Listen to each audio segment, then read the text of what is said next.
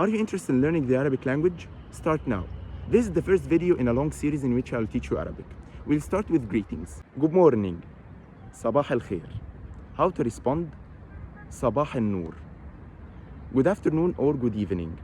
The same in Arabic. Masa al-khair. How to respond? Masa al-noor. Before continuing with more forms of greetings, I want to teach you the alphabet.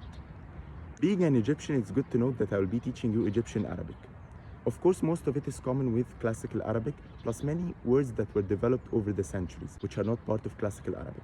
As far as I know, it's one of the easiest and most understandable dialects compared to other Arabic dialects like Moroccan or Tunisian, for example. You will be clearly understood in all Middle Eastern Arabic-speaking countries. Now let's start. The Arabic alphabet consists of 28 letters. I'll go over each letter showing you how it's written, and I will show you the letter closest to it in English. Also, I will tell you the name of each letter. And I will write the name of the letter, not the sound of the letter, the name of the letter in English, so that it's easy for you to pronounce it and remember it. The first letter in Arabic alphabet is written like this. Just a stick, a line. It's called Alif.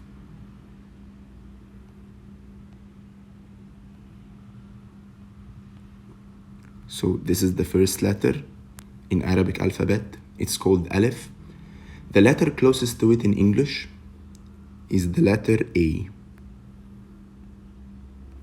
So whenever you see this letter,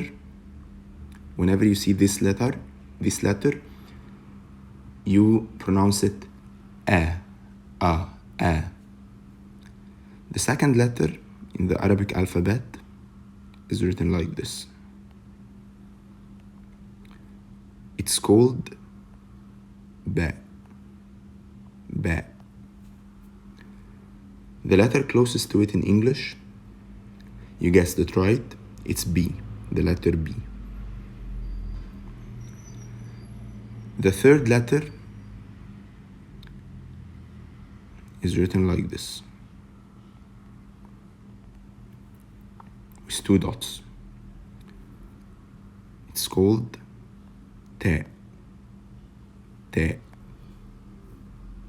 letter closest to it in English is the letter T. The fourth letter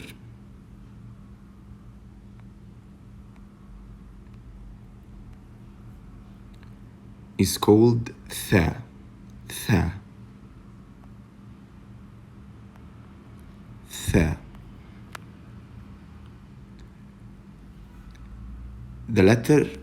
The two letters closest to it in English is the sound of this letter is almost the same as the TH in thanks. The TH, th. This is the sound of this letter. So I will write here TH. And I will write thanks. Thanks. So how you pronounce this letter, it's similar to how the TH sounds in thanks. Th. The fifth letter is written like this. Of course, these letters will look slightly different when joined together in words, but we will come to this later. The fifth letter is written like this. It's called Gim.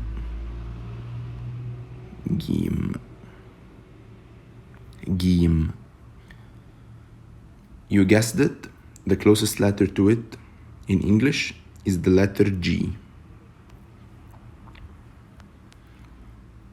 Let me erase the board.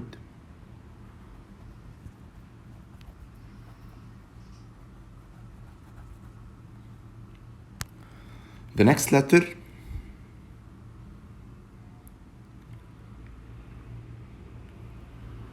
is written like this. English and Arabic are two different languages. So some letters in Arabic are not, there are no similar letters to it in English. And there are no similar sounds as well. And consequently, there are no similar sounds to it in English. This is the first example of these letters. This letter and the coming letter are two examples of this. Letters in Arabic that are not found in English, and there are no similar letters and similar sounds to it in English. So these letters will be difficult to pronounce, but try your best. The first letter, I will just tell you the pronunciation. Ha, ha, ha. You see, it's a difficult sound and it's not present in the English language. Ha. The closest,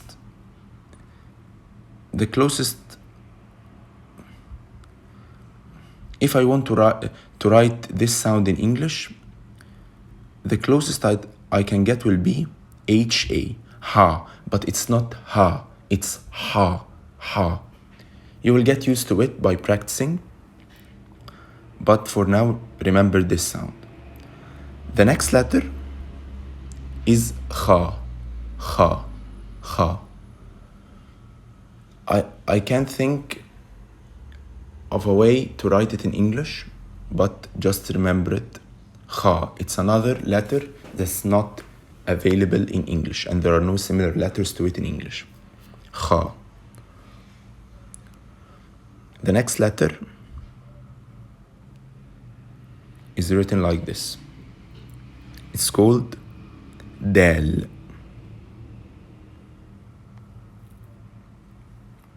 The closest letter to it is, of course, the letter D. D. The next letter is Dhal. Dhal. It's called Dhal. Now the closest letters to it, I will again say the TH. But it depends on the pronunciation. When we use this letter, when I introduced you to this letter, I told you it's similar to the sound of the TH in thanks. For this letter, it's similar to the sound of TH in the.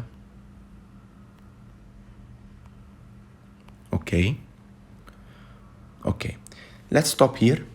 Few last things I want to say. If you want to learn Arabic in a more formal and systematic way, I added in my bio some links to good platforms that can help you with that. As you can see, my content varies, but if you are interested specifically in these Arabic teaching videos, expect a video each week. If these videos are doing well, I might start making 2-3 videos per week. Let's see how it goes. Most importantly, don't forget to follow and subscribe to my Instagram @Insightful101 and to my YouTube @The Insightful101 in order not to miss anything. Have a nice day and stay tuned for more cool content.